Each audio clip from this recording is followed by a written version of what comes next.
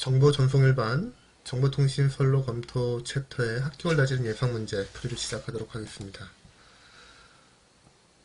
첫 번째 문제를 먼저 볼까요? 첫 번째 문제는 다음 중 금속막에 의한 차단 유무에 따라서 FTP 케이블과 UTP 케이블로 분류되는 전송 매체는 이 동선 케이블, 그러니까 FTP랑 UTP 케이블에 관련된 문제는 기존에도 매년 한 문제 정도는 나왔다가 최근 작년에 조금 횟수가 조금 증가되는 추세를 보이고 있습니다. 그래서 케이블에 관련된 동선, 동축 케이블에 관련돼서는 조금 알아둘 필요가 있을 것 같아요. 그래서 우선은 FTP와 UTP 케이블이 뭐냐를 먼저 보게 되면 쉽게 생각하게 되면 UTP, FTP는 다 꼬임선인 거죠. 그러나 UTP는 그 쉴드가 없는 거, 그리고 FTP는 알루미늄 호일 등의 어떤 쉴드가 처리가 되어 있는 케이블이다 라고 지금 그림으로 보게 되면 바로 쉽게 인식할 수 있을 것 같아요. 그래서 FTP 같은 경우에는 뭐 안에서 전자기파 장애가 예상되는 뭐 발전소나 변전소에서 많이 쓰이고, 그리고 한번 이렇게 쉴드 처리가 되어 있으니까 조금 부피가 커지겠죠. 그리고 약간 휘어지는데도 쉽지 않겠죠. 그런 단점들이 있습니다. 그래서 문제로 다시 돌아가 보면 이 UTP와 FTP 이 두 가지는 꼬임쌍선으로 되어 있는 케이블인데 피복이 되어 있느냐, 그러니까 쉴드 처리가 되어 있느냐, 안 되어 있느냐, 이 차이로 쉽게 이해하시면 될 것 같아요. 그래서 답은 요소매장 꼬임상선, 우리가 얘기하는 트위스트 페어라는 케이블의 각각 종류였던 거죠. 그래서 답은 2번입니다. 네, 두 번째 문제 볼게요. 두 번째 문제는 동축 케이블에 관련된 문제네요. 동축 케이블 같은 경우에는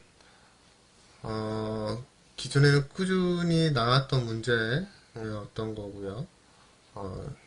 최근에 지금 봤던 아까 1번 문제에서 봤던 UTP와 FTP에 관련된 문제들이 조금 더 출제되면서 최근에 나오지 않았는데 이거는 다음해나 다다음 해 곧 나올 수 있는 문제다 보니까 동축 케이블도 같이 알아두시면 좋을 것 같아요.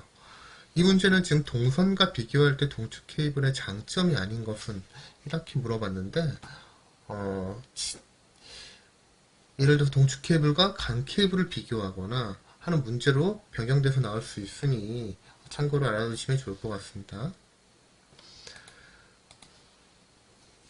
동축 케이블, 동축 케이블의 정의를 먼저 보게 되면 중앙에 구리선을 전연체 및 전도체, 차평 실드가 둘러싸이고 있는 케이블이라고 보면 되죠. 그러니까 내부 도체, 구리도선을 전연체로 감싸고 그걸 차평 실드를 해서 외피를 둘러싼 이런 동축 케이블로서 그러니까 데이터 통신에 사용되는 전송선로의 하나이기도 하고, 그리고 이 동축 케이블 같은 경우에는 유연하고 설치가 쉽기도 하면서 간섭에 대해 강하고 누화가 적어요.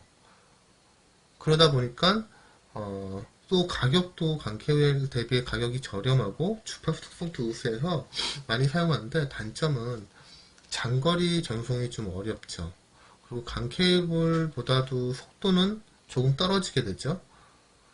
그래서 보통 100mbps 정도를 보낸다고 얘기를 하죠. 그래서 전송 속도와 장거리 전송이 간 케이블보다는 조금 떨어진다라고 생각하면 될 것 같고, 지금은 계속 간 케이블이랑 얘기하지만 이 문제에서는 동선 대비 동축 케이블의 특징에 관련돼서 물어봤거든요. 마찬가지로 구리선으로 보내고 있는 동선 대비 동축 케이블의 특징은 동선 대비 용량이 커서 신호를 많이 보낼 그러니까 즉 강대역 전송로인 거죠. 공선에 비해서 용량이 커서 많은 신호를 한 번에 전송할 수 있고, 그리고 외부 도체를 접지에 사용하니까 케이블 간의 신호를 억제할 수 있고 외부로부터 간섭도 적은 거죠. 관세나 전송 지연의 변화가 저런 것도 하나의 장점이 되는 거죠. 그래서 문제에 다시 돌아가 보면 동축 케이블 동선과 대비했을 때 동축 케이블의 장점이 아닌 것은 용량이 크니까 한 번에 좀 더 보낼 수 있고 케이블 간 신호 간섭을 억제하고 단세나 전송 지연의 변화가 적은 것. 단 선로 구축 비용이 조금 더 비싸죠. 문제가 관 케이블 대비 비교했을 때라고 하게 되면 다를 수는 있겠지만 오늘 동선과 비교했기 때문에 답은 4번입니다. 참고로 저희가 지금 관 케이블이랑 비교한다는 걸 보게 되면 가격은 어떤 게 비쌀까요? 당연히 관 케이블이 비싸겠죠. 전송 길이는 아까 전에 얘기했지만 동축 케이블은 단거리, 장거리 전송이 어렵다고 했단 말이죠. 관 케이블은 수십 킬로미터의 전송기를 가질 거고 전송 속도는 훨씬 관 케이블이 빠르겠죠. 관 케이블은 기가급 bps로 나올 거니까 동축 케이블은 아까 전에 100mbps 100mbps 속도를 보내고 그리고 활용 측면에서 보게 되면 관 케이블은 고속 네트워크에 관련돼서 쓸 거고 동축 케이블 같은 모뎀 또는 TV에서 활용이 될 거로 보이네요. 그래서 지금은 동소연 비교했지만 관 케이블이랑 비교하는 문제가 언제든지 나올 수 있기 때문에 기억해 두시면 좋을 것 같아요. 네, 문제 3번 볼게요. 문제 3번은 다음 손실 중 손실에 관련된 문제네요. 그래서 동축 케이블에 나타나는 손실은 무엇이냐? 또는 이런 문제는 또는 관 케이블에 나타나는 손실이 아닌 것은 이렇게 문제들이 나올 수 있겠죠. 그래서 동축 케이블의 손실과 관 케이블의 손실 등을 기억해 두시면 좋을 것 같아요. 지금 보게 되면 적외선의 흡수 손실이거나 랠리 산란 손실이거나 구조 불완전 손실은 관 케이블에서 나타나는 거죠. 그래서 답은 3번 와류 손실인데요. 와류 손실은 맴돌이 전류라고 하는데 맴돌이 전류에 의한 전력 손실을 얘기해요. 그럼 맴돌이 전류가 뭐냐? 정의를 읽어보면 도체를 관통하는 자속이 시간에 따라서 변하면 이러한 변화를 막기 위해서 도체 내에 구조적으로 형성되는 임의의 폐로를 따라서 전류가 유기되거든요. 그 유기되는 이 전류를 와전류, 맴돌이 전류라고 얘기를 하고 그거에 의한 전력 손실을 이야기합니다. 그래서 와류 손실은 동축 케이블 손실로 기억하시면 될 것 같고요. 그러면 주로 많이 나오게 되고 빈도가 수가 높은 관 케이블 손실을 보게 되면 크게 재료 손실과 구조 손실로 나눠질 수가 있어요. 그래서 빛이 사방으로 흩어져 버리는 산란 손실이 있고 그리고 또는 불순물에 의해서 빛이 흡수되거나 또는 점차 줄어드는 흡수 손실이 있고 그리고 강섬유관에 접속할 때 또는 강원과 강섬유관의 결합 시 발생되는 훼손 손실, 결합 손실이 있습니다. 그리고 구조적으로 손실을 하는 것들을 구분할 수도 있는데요. 관 케이블은 코어와 클레드로 구성이 되어 있죠. 그런데 이 코어와 클레드 경계면이 불균이 돼서 나타나는 불균등 손실이 있고요. 관 케이블을 이렇게 휘었을 때, 그럼 구부림으로 인한 손실, 그리고 관 케이블이 눌러졌을 때, 어느 지점이 눌러졌을 때 작게 밴딩이 될 수 있겠죠. 휘어질 수 있는 거죠. 그래서 마이크로 밴딩 손실로 인해서 미소하게 축이 구부러짐으로써 발생되는 손실, 이렇게 기억하고 있으면 될 것 같아서. 그래서 관 케이블 손실은 산란, 흡수, 훼손이 재료 손실로 되어 있는 거고, 구조 손실은 이렇게 코어와 클레드가 불균등하게 되는 불균등 손실이랑 휘어짐에 따라서 코어 손실, 그리고 아주 작게 눌려지는 손실에 관련돼서 마이크로 밴딩 손실, 이렇게 기억하고 계시면 좋을 것 같아요. 그래서 다시 문제로 돌아가면 문제에서는 동축 케이블에 관련된 손실이 뭐냐라고 물어봤기 때문에 답은 3번 와류 손실입니다. 네, 문제 4번 바로 이어서 볼게요. 관 케이블에서 관 에너지의 전달 속도, 군속도라고 얘기하죠. 이 군속도는 코의 굴절류가 어떤 관계를 가지는가. 기억해 두시면 좋을 것 같아요. 코의 굴절률과 분속도의 관계는 반비례 관계에 있습니다. 그래서 우리가 보통 간 케이블을 얘기할 때 싱글 모드, 그리고 멀티 모드, 이건 케이블 내에 존재하는 모드 수에 따라서 구분을 하는데, 특히 멀티 모드의 글래디드 인덱스 같은 경우에는 코어의 굴절률 변화를 점차적으로 늘려서 모드 내 분산을 해결하는, 그래서 이런 특성을 이용해서 모드 내 분산을 줄일 수 있는 게 결국 글래디드 인덱스인데, 거기에 활용되는 특성이라고 보시면 될 것 같아요. 그래서 기억해 두실 거는 군속도는 코어의 굴절률에 반비례한다 라고 기억하고 있으면 좋을 것 같습니다. 네, 문제 5번 볼게요. 다음 중 단일 모드 강섬유에 대한 설명으로 알맞은 것은 강케블에 관련된 문제예요. 아까 전에 말씀 안 드리고 시작했는데 강케이블은 가장 많이 꾸준히 출제되는 문제거든요. 매회 한 문제 정도 이상은 계속 나온다 생각하시면 될 것 같아요. 출제 기준이 바뀌었어도 계속 꾸준히 출제되고 있는 문제거든요. 그래서 강케이블의 같은 경우에는 강케이블의 정의를 물론 알아야 될 거고, 전달하는 원리, 그리고 어떤 종류가 있는지, 각각 뭐 싱글 모드랑 멀티 모드에 관련돼서 구분할 수 있는 거, 그리고 그 아까 전에 원리 얘기했던 스넬의 법칙을 기억하고 있으면 될 것 같고요. 그리고 강 케이블의 뭐 장단점 정도는 기억하고 있으면 좋을 것 같아요.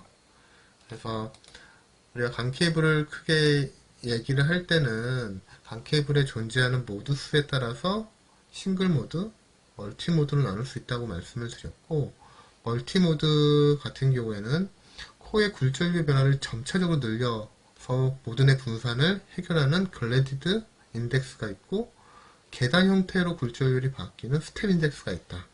이렇게 말씀을 드렸잖아요. 조금 더 그 앞으로 가서 그러면 아까 전에 얘기했던 기억해야 될 내용 중에 강 케이블의 전달 원리는 어떻게 되는지, 강 케이블의 구성은 어떻게 되어 있는지 다시 한번 언급하고 그냥 지금 복습한다 생각하시고 그냥 쭉 들어보시면, 강 케이블의 구성부터 볼까요? 구조는 코어가 있죠. 코어가 있고 그걸 감싸고 있는 경계에 있는 클레드가 있어요. 클레드가 있고 그거를 외피로 유닛이나 외피로 둘러싸고 있는 것들이 있겠죠. 그러니까 코어와 클레드로 구성이 되어 있다. 주 재료는 뭐냐? 석영으로 되어 있다. 그래서 강 케이블은 전자기파의 간섭이 없고 선로에서의 손실이 적어서 광대역 또는 원거리 통신 환경에 많이 사용된다. 또 강 케이블은 굴절률이 다른 아까 전에 코어와 클레드 경계면에서 임계각 이상으로 입사각이 입사할 때 전반사가 일어난다. 그래서 이런 전반사가 발생한다는 이런 스넬의 법칙을 이용해서 통신이 되는 거다 라고 기억해 두고 계시면 좋을 것 같아요. 그래서 조금 더 문제 접근해 보면 싱글 모드에 관련된 내용이거든요. 싱글 모드는 강섬유 속을 지나가는 전파 모드가 몇 개? 한 개인 거죠. 그러니까 한 개다 보니까 아까 전에 모드 간의 간섭, 분산 문제를 해결할 필요가 없죠. 그리고 보통 싱글 모드 같은 경우에는 해저 터널 또는 멀리 장거리 전송을 보낼 때 싱글 모드를 사용을 합니다.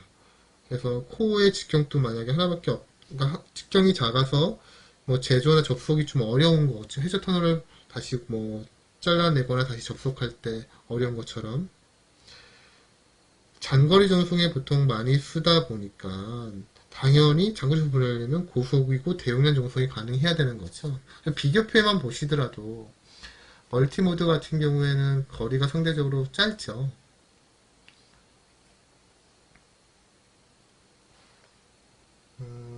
그래서 이걸 기억하고 계셔서 다시 앞으로 넘어가게 되면 코의 직경도 이건 문제에서 나왔던 내용이다 보니까 코의 직경도 훨씬 더 싱글 모드가 적게 되겠죠.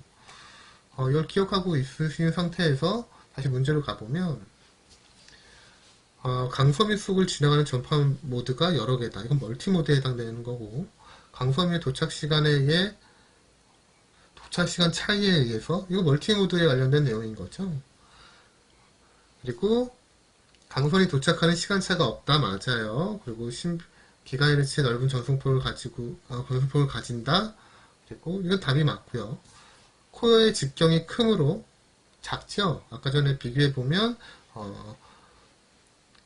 10 마이크로미터 정도 될 거예요. 그래서 10 마이크로 정도 되는 싱글 모델 같은 경우에는 멀티 모드에서 한 50에서 100 마이크로미터의 직경을 가진 것보다는 훨씬 더 작죠.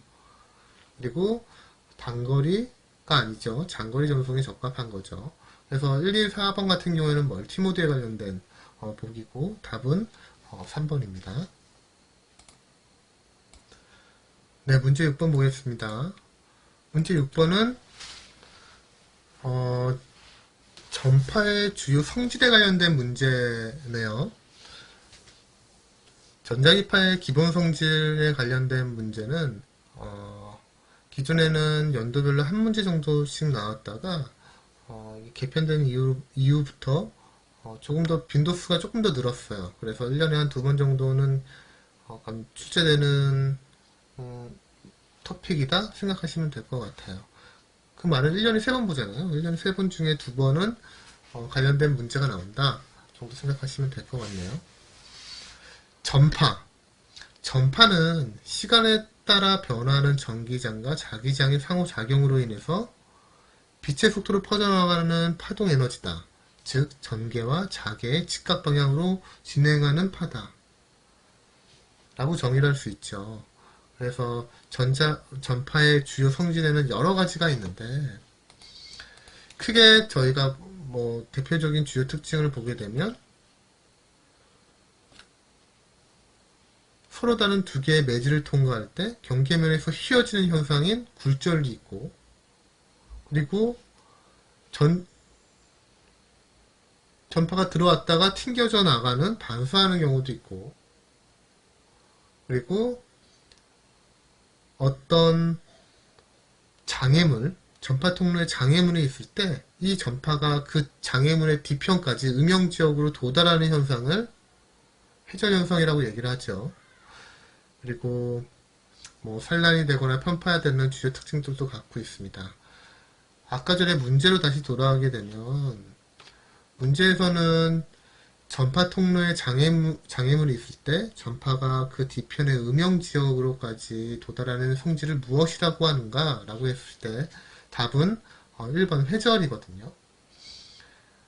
회절의 특징을 보게 되면 전파가 도착해서 직진성을 보통 갖고 있지만 그 밑으로 휘어져서 아래에 원래 들어가지도 않아야 될 음영지역에 전파가 통신이 되는 거거든요.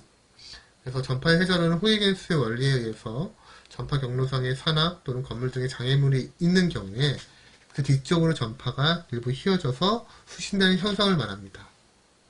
그래서 회전은 주파수가 낮을수록 파장이 길수록 현저하게 많이 나타납니다. 그래서 회절의 무선 통신에 미치는 영향을 보게 되면 우선 장거리 전송이 가능으로 커버리지 확대거나 당연히 더 넓은 것들을 내가 통신할 수 있는 그런 영역이 확대되는 거잖아요. 그리고 음영 지역을 해소할 수도 있고 경제적인 무선 통신 시스템이 구축이 가능한 거예요.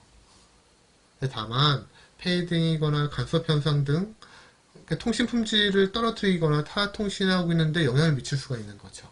그런 단점들이 있습니다. 그래서 문제로 다시 돌아가게 되면 전파 통로에 장애물이 있을 때 전파 뒤편의 음영지역으로 도달하는 전파의 성질은 무엇이라고 하는가? 답은 1번 회절입니다. 네, 문제 7번 이어서 볼까요? 문제 7번도 마찬가지로 회절에 관련된 현상에 관련된 내용이거든요. 아까 전에 회절이 뭐라고 얘기했죠? 회절은 호이겐스 원리에 의해서 전파 경로상에 산악 또는 건물 등과 같은 장애물이 있는 경우 그 뒤쪽으로 전파 일부가 휘어져서 수신되는 현상을 말한다고 말씀을 드렸죠. 그래서 회절의 정의 정도는 기억하고 계시면 좋을 것 같고 추가적으로 회절에 의해서 나타나는 현상 또는 미치는 영향 그게 통신에 미치는 영향이 어떤 건지 장단점 정도도 기억하시면 좋을 것 같아요. 전파의 회절은 주파수가 낮을수록, 즉 파장이 길수록 더 현저하게 나타나는 현상을 갖고 있죠. 다시 한번 좀 정리를 해보고 넘어갈까요? 회절에 의해서 나타나는 현상은 여러 가지가 있을 텐데, 특히 뭐 무선 통신에 미치는 영향을 먼저 보게 되면 아까 전에 얘기했던 커버리지가 확대되고 또는 음영 지역이 해소되고 경제적인 무선 통신 시스템을 구축이 가능하다는 장점이 있다. 회절 특성에 의해서. 단점은 페이딩 또는 간섭 현상으로 통신 품질이 열화되거나 타 통신에 혼선 등의 영향을 줄 수 있는 가능성이 있다. 요거를 기억해 두시면 좋을 것 같고요. 추가적으로 전개 강도가 뭐 자유공간에서 달라지는 거, 그리고 또는 산악 회절이 있을 때, 그러니까 산악 회절에 의해서 전개 강도가 달라지는, 그리고 산악이 없었을 때 지구의 구면으로 인한 회절 손실이 있는 거. 이렇게 해서 프레넬 존과 산악 회절 이득, 구면 회절, 이렇게 세 가지도 같이 영향을 회절에 의해서 나타나는 현상이다라고 기억을 하면 더 이상 회전에 관련돼서 조금 더 묻는 질문들에 관련돼서 문제 관련해서는 그렇게 어려움 없이 풀 수 있을 것 같아요. 그래서 이 세 가지를 기억하고 있으시면 좋을 것 같고요. 그래서 음영 지역이 더 늘어나는 건 아니죠. 문제에서 다시 돌아가게 되면 음영 지역을 해소하는 게 결국 무선 통신에 미치는 영향이다. 아까 장점이라고 말씀드렸기 때문에 답은 4번입니다. 네, 문제 8번 보도록 할게요. 문제 8번은 다음 중 마이크로파 통신의 특징에 대한 설명으로 옳지 않은 것은 주파수 파장과의 관계에 관련된 섹션의 문제네요. 주파수 파장 관계와 주파수 스펙트럼 개념을 통틀어서 매해 한 문제 정도는 계속 꾸준히 출제가 되고 있는 문제예요. 그래서 주파수 대역에 따른 분류는 기억을 하고 계시면 좋을 것 같습니다. 그래서 각각 그 대역별로 특징이 어떤 건지, 그래서 마이크로파 또는 밀리미터파 정도의 주요 특징에 관련돼서 기억하고 계시면 좋을 것 같고, 그거에 관련된 파장은 어떻게 되고 각 대역별로 용도는 어떻게 쓰인다 정도는 기억을 하실 필요가 있을 것 같아요. 그래서 문제에서 이야기하고 있는 마이크로파 통신에 관련된 특징을 좀 보게 되면, 마이크로파는 주파수 범위가 어떻게 되죠? 3에서 30GHz, 파장은 10에서 1cm, 그리고 주요 활용되는 용도는 레이더나 위성통신에 주로 사용되는 주파수다 라고 기억하고 있으면 좋을 것 같고요. 이게 강대역 통신 전송이 가능하고 파장이 짧아서 예민한 지향성을 가진 고이득 안테나를 사용을 해야 되고, 그리고 가시거리내 통신으로 장애물이 없는 거리에서만 장거리 통신은 어렵겠죠. 만약 장거리 통신을 하려고 하게 되면 중간에 중계소를 설치해야 되는 상황인 거고요. 그리고 전파 손실이 적으면 신호대 잡음비를 크게 할 수 있다. 그리고 외부 잡음의 영향이 적고 기상 조건에 따라서 정성 품질의 영향을 받게 되는 특징을 갖고 있죠.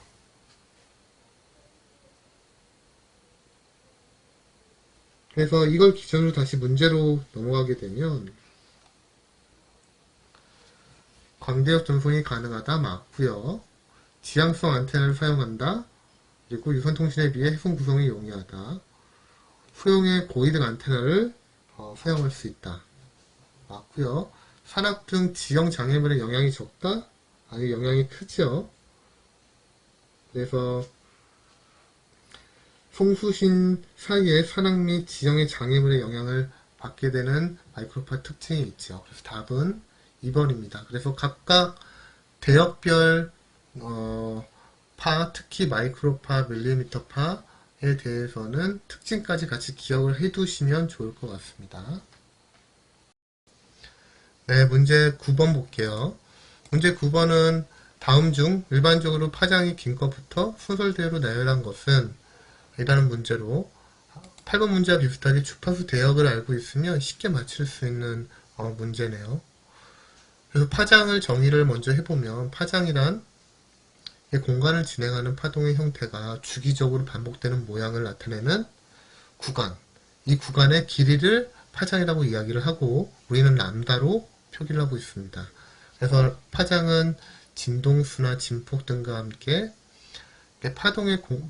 파가 움직이는 그런 공간적 특성을 기술하는데 중요한 물리량 중에 하나인 거죠. 그래서 주파수와 반비례한다라고 기억하고 있으시면 될 것 같아요. 그래서 우리가 보통 기억하고 있는 이런 주파수 대역에 따른 분류, 초장파부터 시작해서 광파까지를 기억하고 있으면 지금 이 문제를 쉽게 풀 수 있을 거라고 보거든요. 보통 우리가 주파수 대역을 초장파부터 광파까지 얘기할 때는 3kHz부터 3000GHz까지를 얘기를 하는데 문제에서는 지금 보기 나열된 걸 보게 되면 밀리미터파, 가시광선이 있네요. 초단파, 단파, 자외선까지 있단 말이죠. 그러니까 가시광선과 자외선까지 영역으로 더 늘어간 것을 볼 수 있죠. 그래서 다시 앞으로 가게 되면